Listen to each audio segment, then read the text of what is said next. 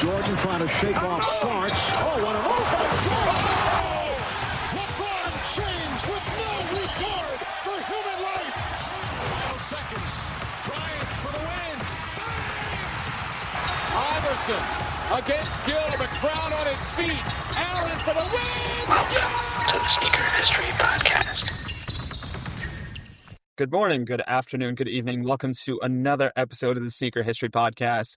And this is one of those ones that's one for me, but in this case, it's one for we, because I've got Mike Guillory, my co-host, here with me. Mike, what's going on? Not too much, man. I mean, get to talk my favorite sports subject, so I'm pretty excited today. Awesome. And that will be a segue that I will use to introduce our illustrious guest, Giri. Sorry, and now I gave you a French accent, so there you go. Third set of ancestors. We left on that one. Yeah. Why go right when you can go left? Got Giri Nathan here, and to Mike's point, tennis is something that I know near and dear to Mike's heart, and it's something I've slowly kind of fallen in love with, and that's primarily through watching one player, Carlos Alcaraz.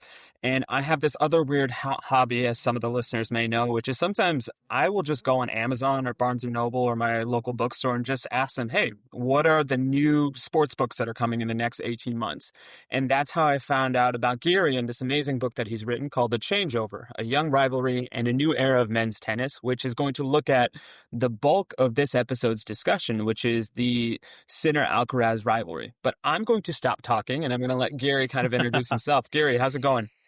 I'm great. Thanks for having me on, guys. Of course. And Yeah, so man. it would not be a sneaker history episode without our tried and true rockin' and coppin'. So for those of you that may be listening because we've got the Giri bump, rockin' and coppin' is a segment where we talk about the most recent pair of sneakers or apparel that we bought, as well as the one that we find ourselves wearing the most. So Mike, why don't you start us off? What are you rocking? What are you copping this week? All right, so rocking, I mean, because it's is, I think, my top 3 favorite sneaker, and we got Giddy here, so I had to break these out.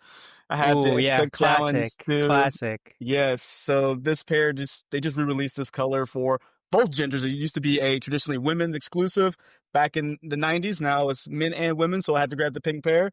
But coppin', I think right now we got August 16th. I think Nigel Sylvester's Jordan 1 Low. We'll see what happens. That's my cop. Are you saying time will be an issue for that? Because I think that's sure what a lot of Nigel things will wants. be an issue. Excellent.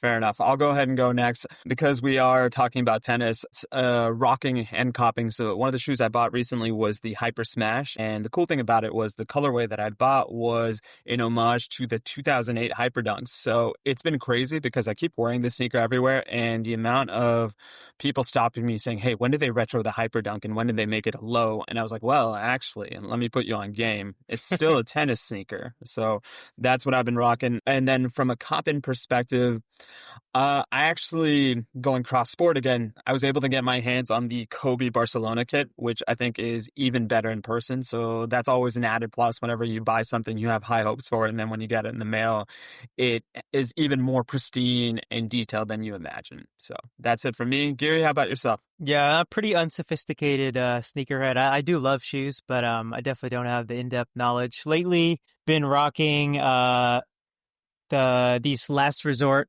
low-top red suede skate shoes. I just love them because they kind of go with everything, and summer outfits is usually just t-shirts, shorts. It's pretty easy. Last thing I copped, though, was... as we were talking about before the show, I'm a new dad, so something to just slip on and get out the door and go for a little walk is really key right now. So I got these Nike ACG mules. I think they're called the Rufus. Yeah. So I was struggling with the fit on those, but I realized I had to size down a whole number, and then now they're great and super. I don't want to put on anything else. They're super comfortable. It's funny you mentioned that as well because my dad and mom recently moved into the greater Portland area where I am, and I always joke with him that he's a far better Nike employee than I could ever hope to be because he's constantly wearing these Rufuses, these mules, the React Rejuvenates. I'm like, yeah, really, I'm visiting. You're the one that's a local. Is Mr. Malhotra the style icon now? Like the Don Dada, the Don Dada gene, I guess. For certain. All right. Clearly, it's a shoe that clearly it's a shoe that works for multiple generations of dads now. Oh, and I was going to say this: if you haven't been blessed by a pair of Monarchs, then the people in your life really need to get you those. And then Also, especially in the genre of slipping on and off, the go fly ease, those have Okay. been game changers as well. So, Need to explore because some other we are options, yeah. both dads of young children, and there's something about early morning that just gets Yep. their motor revving in a way that no other time of the day Yeah, does. that's right. Awesome. Speaking of motor revving, let's talk about Carlos Alcaraz, who seems to have an unlimited motor, and then his foil, Carlos Sinner, who seems to have an unlimited amount of technical brilliance. So, Gary, if this is somebody's first instance of hearing about these two players, could you give us a quick elevator pitch on who they are as athletes, and then who are they as players, and kind of set that up in terms of the foundation of this rivalry that we'll chat about? Yeah, it's a very fun rivalry. They have very satisfying kind of foils for one another in terms of their style and their temperament. So you get, it's a bit of a cliche, the fire and ice thing with a rivalry, especially in tennis. And the more I learned about these guys, the truer it seemed. And with Carlos, you have a guy who's born into an administrator of a tennis club and has kind of steeped in tennis his whole life, got his first racket at age 4, and it's always been kind of a driving force in his life. Whereas with Jannik, he was a lot slower to come to tennis. He grew up in the Alps in northern Italy, and for him, skiing was the first athletic love. And he actually only went full-time, kind of in the full pre-professional pipeline of tennis when he was 13, which is incredibly late as far as pros go. Usually they're more on the kind of Alcaraz trajectory.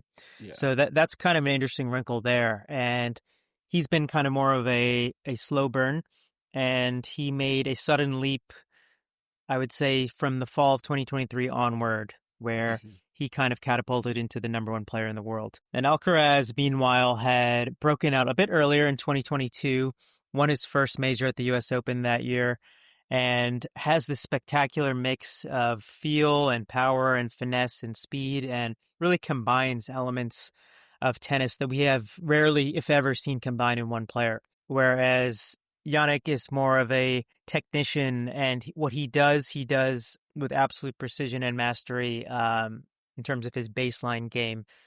I would say Alcaraz is a bit more unpredictable. Jannik is a bit more reliable. They have a lot of really spectacular rallies when they meet on the same court.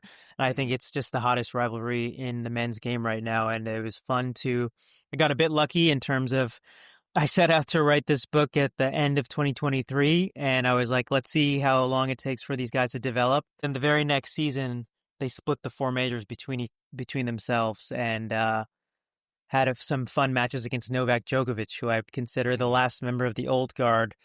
So the book is really about this change in the generations, and the Big Three era, which we call the reign of Djokovic, Federer, and Nadal, is finally coming to an end as these two young superstars take over. Yeah, that is, and it's crazy to see it, because me being a fan and playing tennis for so long in my life, when I really got into it, it was Federer was peaking. We got the introduction to Nadal, and then out of nowhere, you get Novak coming in. And watching that changeover, I think like any sports fan out there, probably more particularly NBA, once you lose those greats, you're like, we're gonna have this void. Yep. And there was not really a void. We got Sinner, we got Alcaraz pretty quickly, and not just like, oh, they won a major here sporadically, like you would think it would be. But it's not much parity. It's like he's going to either be Sinner, it's either going to be Alcaraz. And it seems like we're going to have this rivalry for years, because 22, 23, or 23, 24 respectively between the two? That's right. Yep. Yeah. And I was going to ask, go ahead. No, go ahead. No, I was just going to ask, you guys being the tennis historians that you are, is it common for players to come up together? Because I have more of a North America sports brain, so I'm always used to seeing one player come up, kind of conquer the mountain, and then his next challenger is almost always like a year behind or 2 years behind. So I think that's what's jarring, lack of a better term, for me, is just kind of seeing these guys already having that bird magic type dynamic, and it's somewhat early in their career, at least from my perspective. Yeah, it's really interesting. I think what we haven't seen in a while, pretty much since that Big Three first breakout of those 3 players, is players quite this technically complete so early on in their careers. I would say over the last 15 years or so, the prime of a men's player had shifted a little back into the late 20s, perhaps. the idea of a teenage sensation was pretty much dead after Nadal. And I personally thought the game was just getting too physical for those kind of younger players to really have that level of success for those kind of prodigy breakouts. Right now we have, Alcaraz at 19 showing he was physically mature to win 7 matches in a row to win a major. They seem to be in the thick of a rivalry already at 22 and 23. Sinner will turn 24 later this month. I think, it's one of those things where as a fan, even as a commentator or writer, you always think that there's going to be this power vacuum and this void, but then you remember, like, it's an international game.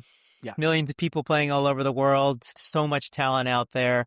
Whatever gets turned up to the top is going to be pretty spectacular in its own way. And that was kind of the premise of the book, was like, I know we've spent almost 2 decades in reverence towards these 3 great players. Let's try to show some love to the players who are coming up. And they've more than delivered on that promise already. Like, if you look at the matches they've played, even this summer, Roland Garros and Wimbledon, just insane level of tennis. That's the thing. For a layman like myself, I can kind of understand that now, because I have preconceived notions of what I think tennis is, and the highest compliment I can pay them is simultaneously it looks like they're playing a different sport, but then other times it looks like they're playing the most traditional form. And that's what also attracts me to watching these two play, because it has become must-see TV, because the fact that there's just a balance. And sometimes I think we get so caught up in this win now or rings culture about, okay, this player has the upper hand because of the fact that they have more majors than the other. But I kind of like the fact that they're splitting them right now, because it builds a greater foundation, and I keep coming back to that.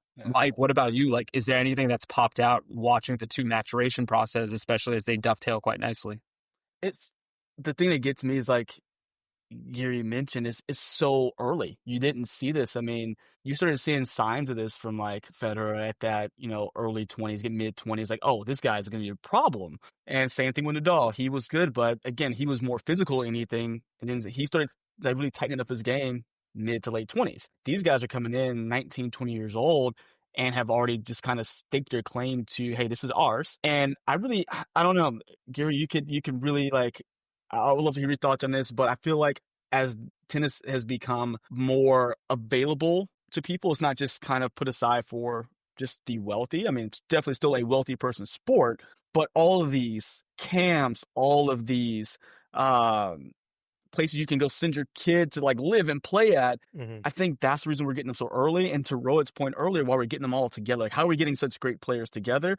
Because I think they're all kind of converging in these, I mean, lack of better words, factories to pump out amazing players, because you have, like, Rafa has the camp. I'm sure that Federer has something. Everybody, there's in here in Texas, this, at the Nukes in Austin, like, you have all these places. They're converging to get these players who are even foregoing college at this point. Like, hey, I'm amazing out of high school. I catch you. You don't have all the Ben Sheltons go and play through college. You having people come straight out of high school or still in high school becoming just fantastic. Yeah, it's interesting. It seems like there's a couple pipelines now to make it to the pros, where you do have the Sheltons who decide to go to college. It just keeps a little more options open, and some people really like the developmental growth that you get in college too. But I would say we are seeing the growth of this, like, super academy, where you have, and I think Sinner is perhaps an example of this, where he was a pupil of a coach named Riccardo Piatti, who set up this really excellent academy in the Italian Riviera. And Sinner at that point had just been kind of playing tennis with his hometown coaches, and he hadn't made that leap into that kind of pre-professional thing. But he got scouted. People saw his talent. He's one of those players where if you just hear him hit the ball in person once, you'll be like, this guy just has that timing, the ability to do something to a tennis ball that most people do not. And like a gunshot. Yeah, exactly. One of the first talent scouts described it as like he thought there was a construction site behind him, but it was just Sinner blasting tennis balls. He was scouted and brought over to this academy, and he had to travel, across the country. He was living 7 hours away from his parents who were in the Alps. It was definitely a huge change for him. But there's this new model where you come to these academies, you get world-class coaching, and they're kind of in it for the long haul. They're trying to build a superstar and help build their name and their brand, and it's kind of hopefully something like a synergistic relationship between the academy and the superstar. But with Jannik, he's by far the most successful people to come out of that academy. And with Alcaraz, it was you could call it a bit more traditional tennis upbringing. He was mostly working at his hometown club for a long time. And then once it seemed like he was going to have talent just too big to contain there, they were able to bring in Juan Carlos Ferrero, who is a former major champion, former #1 player in the world. And for him, it was like a bit of a gamble because he'd been working with more established pros, and he had an academy of his own. And he was like, am I going to start traveling full time with this 15-year-old kid just on the basis of his promise? And that turned out to be exactly the right move because Alcaraz has delivered on all of that. And not too long from there, he was already winning professional matches. And he played Sinner in their first matchup when Alcaraz was 15 and Sinner was 17 on the Challenger Tour, which is kind of, you could see it as the minor leagues of the main ATP Tour. So, yes, slightly different tennis upbringings, but yeah, we are seeing some different models in terms of how players can break into the pros in the first place. And Mike, it's funny as well. You mentioned that concept of camps, right? Because we tend to be a basketball-focused podcast, so we're always hearing things about the LeBron camp or the CP3 camp or things like that. So it's really interesting to kind of see that type of structure is now evolving into sports we previously probably thought would not be relevant. I will kind of use this as somewhat of a segue to talk to you, Gary, specifically around the fact that both of these guys are sponsored by Nike. And I know that with Alcaraz being a little bit more prominent, maybe his style is a little bit more Madison Avenue friendly in terms of it's very exciting, it's dramatic, whereas Sinner is, like you mentioned, a mechanic, a technician. There's a nuance in the beauty. Can you talk to me about how Nike has invested in both of these guys and what are some similarities and what are some differences? Because I think, especially coming off this most recent win that Sinner had, you finally started to see somewhat of a personality kind of come through. And I don't know if that's Nike unlocking the marketing puzzle or was that Sinner giving himself a little bit more to the audience? Yeah, I think initially, if you even go back as recently as the Indian Wells tournament last March, it seemed like Nike hadn't quite, figured out the branding or style challenge of with Federer and Nadal, you had Federer in the cardigan. You had Nadal in his classic capri shorts and sleeveless and the headband. So I feel like their styles diverge in a very clear and very satisfying way as a tennis fan. You got a sense of their personality from the clothes they had on. I think I would say it's still a work in progress for these two. I think we're starting to see some of their kind of style emerge in terms of the Alcaraz often in the sleeveless thing, following in the Nadal tradition, and he prefers kind of those brighter colors. Sinner more muted tones, cool blues, greens, grays. And then when you look at the off the court branding, I think they do have a different appeal. I think Sinner kind of lends himself a little bit more naturally to the high fashion stuff. I think you look at some of the photo shoots that he does for Gucci and it's like, oh, this, you wouldn't think it just watching him play tennis, but then when he puts on the suit, it just kind of works.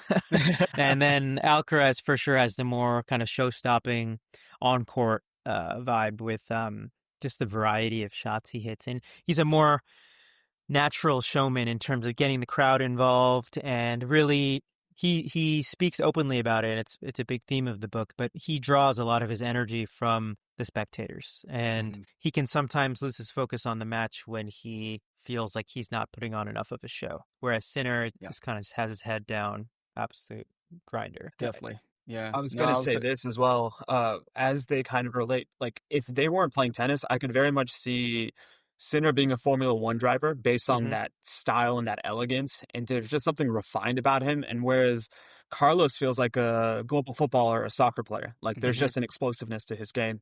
But Mike, I think I cut you off, so apologies on that front. No, you guys, it was funny because as you started saying that, you look at the differences there too.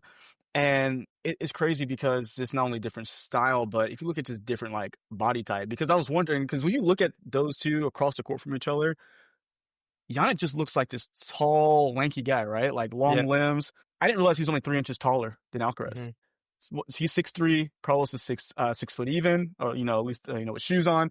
And they're just, again, two very different styles where he's kind of that long, lanky, like technical. He almost reminds me of Novak because he's just a wall. Yeah, like he's not necessarily going to be exciting all the time. It's kind of hard to market that non-exciting when you have Carlos on the other side, who again exhibits those same traits as a football player, or soccer player, because he's very emotional, very outspoken, really relying on the crowd's energy. And I feel like Nike knows that, so they can really put a lot behind someone who's, got the fireworks behind them and really going to have an experience when you watch them, as opposed to, I'm technical, I'm by the book, I'm going to make sure this ball gets back, and I'm going to make you lose. Because I feel like that's what Jannik is. I'm going to make you lose as opposed to me beating you all the time. Mm-hmm. I think that's a good comparison. A lot of people refer to Jannik as kind of the power injected Djokovic, right? He's got a little more power from the baseline, but he does have this ability to just suffocate the opponent and make them feel like they don't have any options. Yeah. Whereas you kind of know what's going to be coming off his racket most of the time. Whereas Alcaraz is always keeping the opponent guessing, and he's really mixing up the kind of shots he's hitting. And I think that it's a different marketing challenge. I personally find Sinner's brand of tennis very compelling in its own way. Especially if you guys see it in person, just like this, as I mentioned, the sound that's coming off his racket is incredible. But and when they get together, I think they bring out the best from one another. And I think each of them has something in his game that the other one envies a little bit as well. So it's yet with Sinner, it's the consistency that sometimes eludes Alcaraz, and with Alcaraz, it's the variety that Sinner's still trying to build into his own game. So I think we'll get to a point where we see them slowly converging and making each other better and trying to. It's kind of an arms race in a way, because if you take an example, Sinner was the first to kind of take a big step ahead on serve. He's a little bit taller, as you mentioned, which kind of opens up some new angles for him as a server as well. Yeah. And that's been key to him locking down the number one slot for most of the last year and a half. So I think with Alcaraz, it'll be a question of what he can add to his own game technically to keep up with that. Yeah. So Gary, you mentioned a lot about Carlos's style, and so that's the question I'm going to ask you next. It's exciting. It's Mahomesian, which is the highest compliment I can pay it as a Chiefs fan. I guess my question to you, though, is it seems like it's a little bit more rigorous on his body, and there's the wear and tear that I almost associate with an American sports athlete.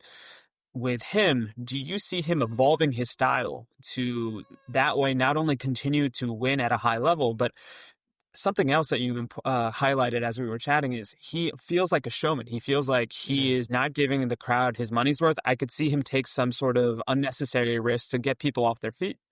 Like, do you see that kind of being curbed a little as he gets older, or do you think it's so baked in his DNA that that's who he's going to be? It's just he's going to pick his spots a little bit better. Yeah, I think there's a couple factors. I think one is it's a thing that Roger Federer actually said after just commenting on Alcaraz's play late last year. He was like, he's an incredible player. Sometimes he chases down every ball like a puppy, and he'll learn to conserve his energy a little more carefully, and he'll learn kind of how to budget for the whole tournament rather than just that game or that set. So I think that's part of it. And I think he's already shown great improvements on that front. I think another part of it is kind of maintaining the focus, because you'll see him early in a major tournament just give up a set or two sets to opponents he should be putting away a little more cleanly.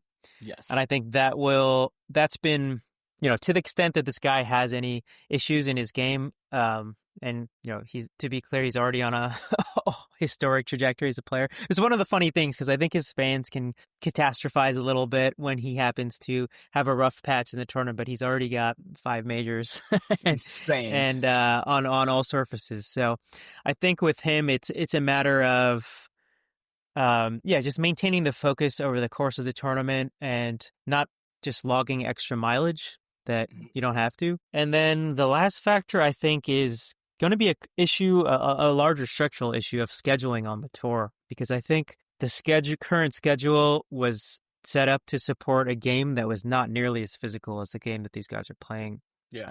on tour right now. And I think it's been one of the main themes of the last couple seasons is players constantly commenting on the burnout, the unrelenting pace of the tour. They basically have 3 weeks of off season, if that, and it's year round travel as well. And I think we're going to see some big structural change over the course of these guys' career. I'd be surprised if he didn't, I should say, because I think they've made their complaints pretty clear. And Alcaraz, late last year, was talking about how he just didn't have enough in the tank. And he's the kind of guy who, when he does play a ton of tennis in a row, he likes to take a brief reset. He's been known for going to Ibiza in the middle of the summer between the French and Wimbledon. Oh, okay. So he did that. Yeah, exactly. I mean, I do it all the time. What are you doing? Yeah, right. He did that. He did it last summer, and he won both back to back. And then he did it again this summer, and he almost did both back to back again. So it's clearly players do need to find a way to refresh. But in terms of the physical stuff, I don't think I've seen that much that would concern me. I think with Nadal, he had this kind of congenital foot issue that they had to plan around for his whole career, basically, and they came up with a kind of orthotic shoe insert that helped manage that pain. And then by the end of his career, he was getting treatments that would numb his foot. So he won the French Open on a foot that he could basically not feel. He said it felt like it was asleep, which is just ridiculous. So that's insane. These guys do get very resourceful with how they manage their bodies, and I think with Alcaraz we've seen a bit of some muscle issues here and there, but nothing that makes me think he should change the way he plays. More, as I was saying, kind of the maintaining focus and not exerting excess effort when he doesn't need to. But I think the basic play style is good, and he shouldn't change anything. It's working really well. See, what he needs to implement is that Novak second set trainer call out, just to hey, we just hang out here for a minute, guys. Don't mind me. I hurt somewhere. It's okay. Yeah. He's I think he'll to that point. Like, I think he'll become a bit savvier about how he manages matches. Yeah, and how he just resets and gets things done.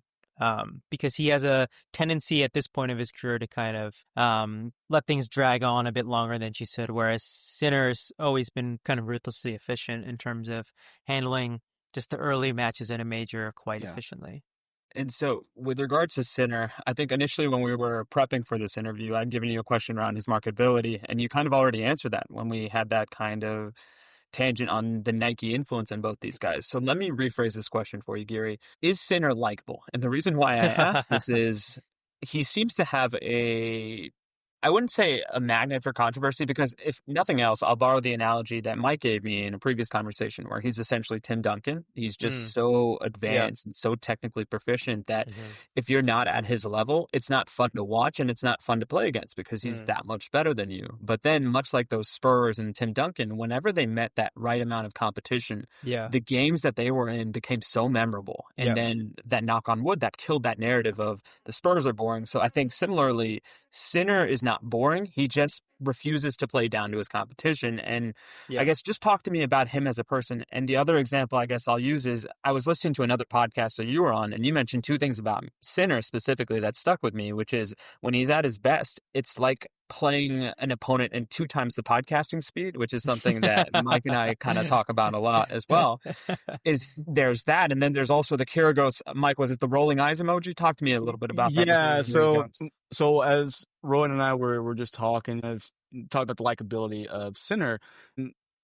At first, it was one of those things. He reminded me of Novak when he first came in. Not that Novak let his personality start eking in as he got older and became outspoken, but Sinner, stays pretty quiet, stays to him, generally to himself, seems like. And I don't think anybody had issue with him. I feel like the issue came when he tested positive for that banned substance inadvertently twice. And as we were talking, there were so many other players that had, banned substance issues that got punishment. And just so happens this coincided him reaching number 1 for the first time in 2023. And basically he got a slap on the wrist with a $325,000 fine and 400 tour point deduction. Fellow players like Nick Kyrgios really found it appalling that, hey, if this happened to anybody else, he would be like booted for 2 years. And it seems like once that happened, it wasn't just Kyrgios, it was plenty of players. I remember seeing just a laundry list of people coming out with tweets, quotes to reporters that they just didn't think it was fair and they really didn't want to have anything to do with Sinner at that point. All right, we took a quick love break as, once again, I'm learning the game, but we wanted to start this next round of questions around Sinner's likability. We've talked a little bit about his marketability, but Sinner tends to be a polarizing character on the tour. So I was wondering if I could get your perspective on that, Giri, and then Mike, feel free to add any additional context as well. Yeah. I know we were talking about just his likability, not just because of play style, because clearly he's a great, right? He's going to go. He has a great trajectory right now. He's only going up unless something crazy were to happen. But back in 2023, likability when it comes to fans and fellow tour members, both men and women alike, took a shot because he not only tested positive once, but twice for a banned substance. And although it said it was because of some kind of massage cream from a personal trainer, a lot of people weren't buying it. So like fellow tour member Nick Kyrgios, lots to say on Twitter, and we all know that Nick Kyrgios is very outspoken. So with his success kind of following that, or right kind of in tandem because he had just reached number one at that same time, has this recent string of majors helped to forgive and forget, repair that? Or is it making it worse because like, well, what are you doing now to keep this level up? So what do you think on that? Yeah, I think I would start with just a general point about his personality, which is pretty big contrast to Carlos in that I think he would be content doing his job in an empty stadium sometimes. I think for him, it's very much about what's happening between the lines. And he definitely appreciates the beauty and like the pressure of the game, but he's kind of a more private guy by disposition. And I think he is maybe still adapting to the idea that in 2025, if you're a tennis player, you're also kind of an influencer and you're kind of doing talk shows and all this stuff. I think for him, if he could just keep his personal and professional lives totally separate, he'd probably prefer it that way. That's just not the reality of how the game works right now. Yeah. So I think that's one thing he struggles with. But when you do catch him in these occasional moments of vulnerability, I think he's a pretty thoughtful and interesting guy to talk to. It's not as naturally translatable to the screen or to the phone screen as Alcaraz is, but I think there's some depth to him as a person, and I enjoyed those occasional these exchanges as reporting the book. Nice. With the doping stuff, I think it brought in a lot of skepticism from his colleagues to the point where he was mentioning even this year in the Australian Open, he was picking up on some bad vibes in the locker room and he was considering taking a break from the tour. Wow.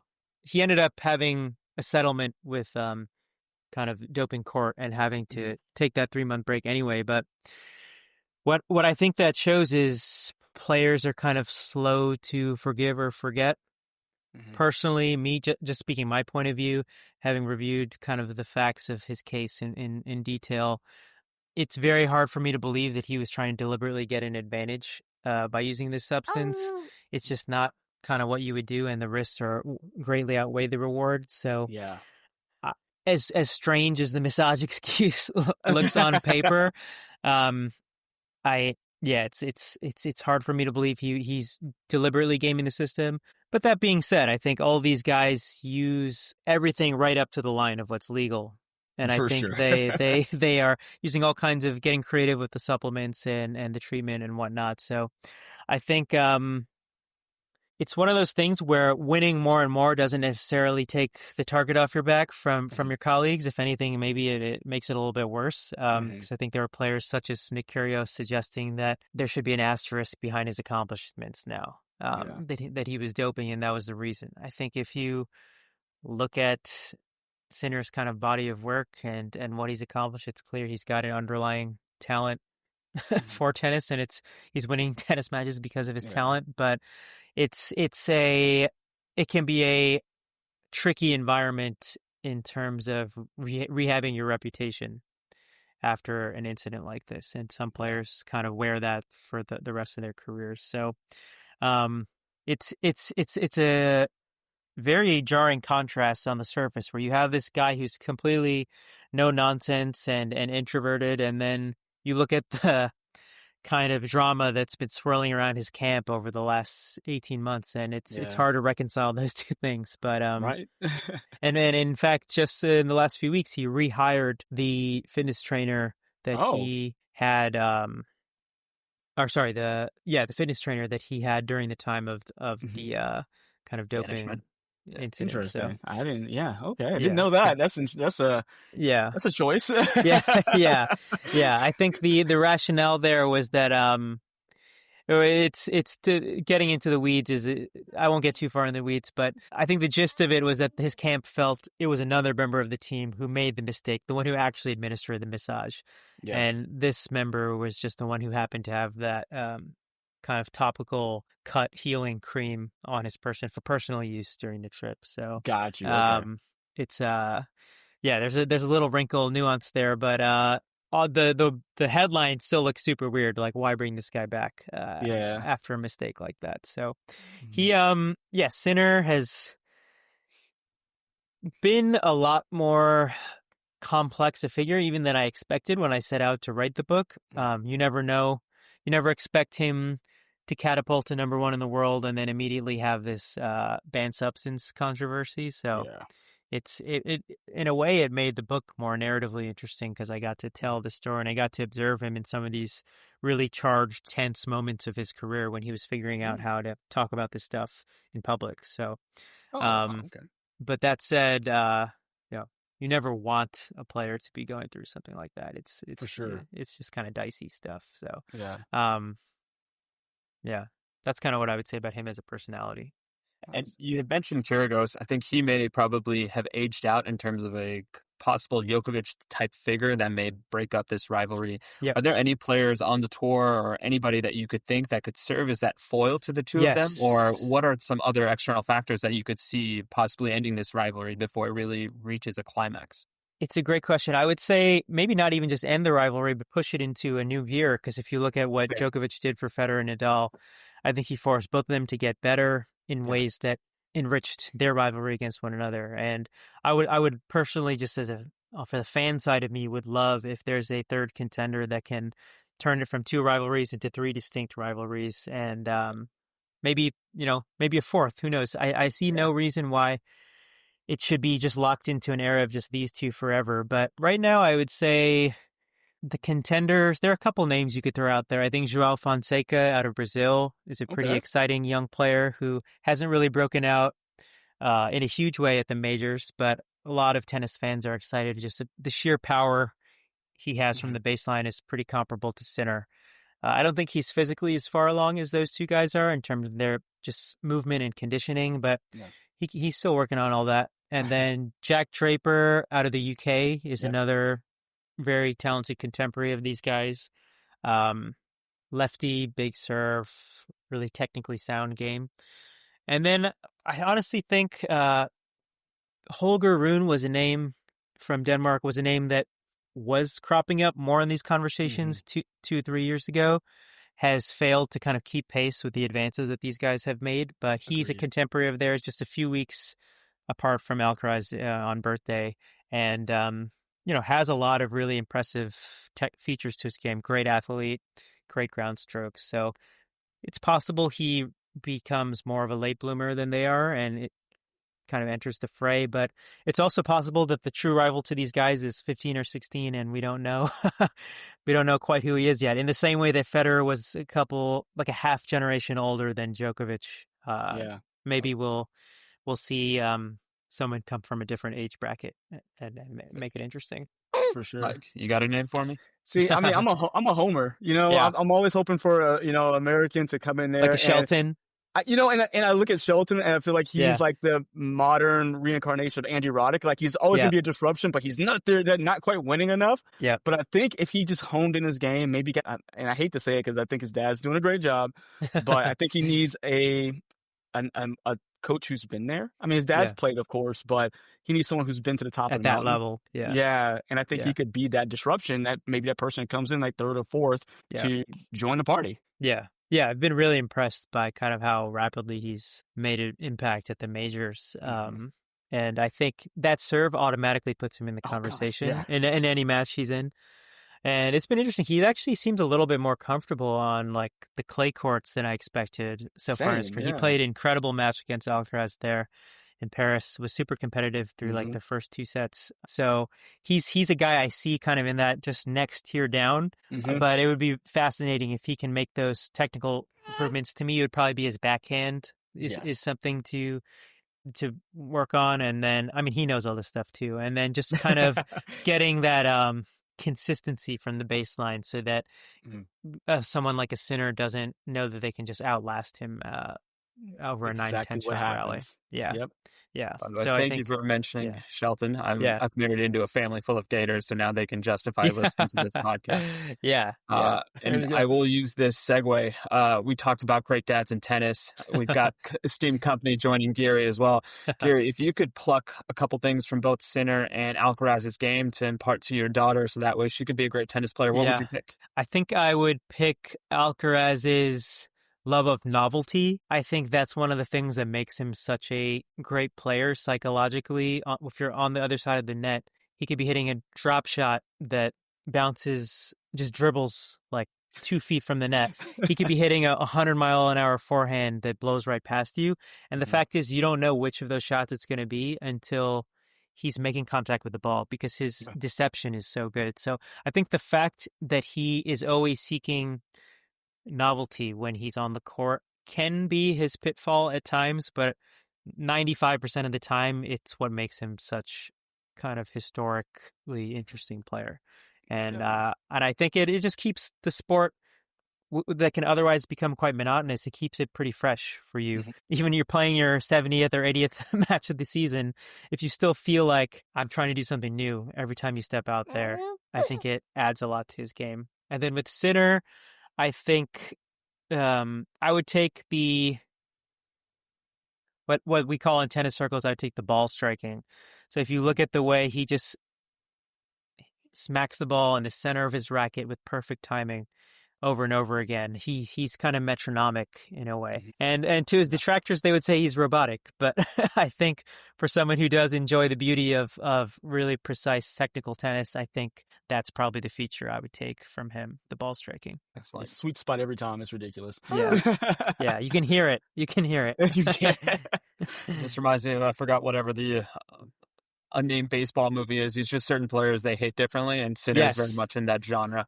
Yes. So, ladies and gentlemen, that was Giri Nathan. The book is The Changeover, a young rivalry in a new era of men's tennis. I have been Rohit Malhotra. My esteemed host is Mike Guillory. We thank you so much for listening to our podcast. If you like us, please rate, review, subscribe, and please buy. The book comes out August 19th. Any parting thoughts, Giri, before we end? I would just say I really appreciate you guys taking the time to reach out to me, and I hope we get another 10 years of these guys going at it because the matches so far have been wild, and I would love to write a sequel to the book. So hey, and when you do, what happens. You know, 2 knuckleheads in the greater sneaker universe that are willing to have you on the podcast. So love it. Thank you guys. Excellent. Thank you guys so much, and we'll catch you in the next episode. Hey y'all, Nick here. One more thing before you take off. Do us a solid and leave us a review on your favorite podcast platform. Check the links in the description to help us keep the show going. And as always, we appreciate you listening. And don't forget to tell someone you like their kicks today. You never know how far a compliment will take you, and we all know how good it feels to be on the receiving end of some appreciation. Peace.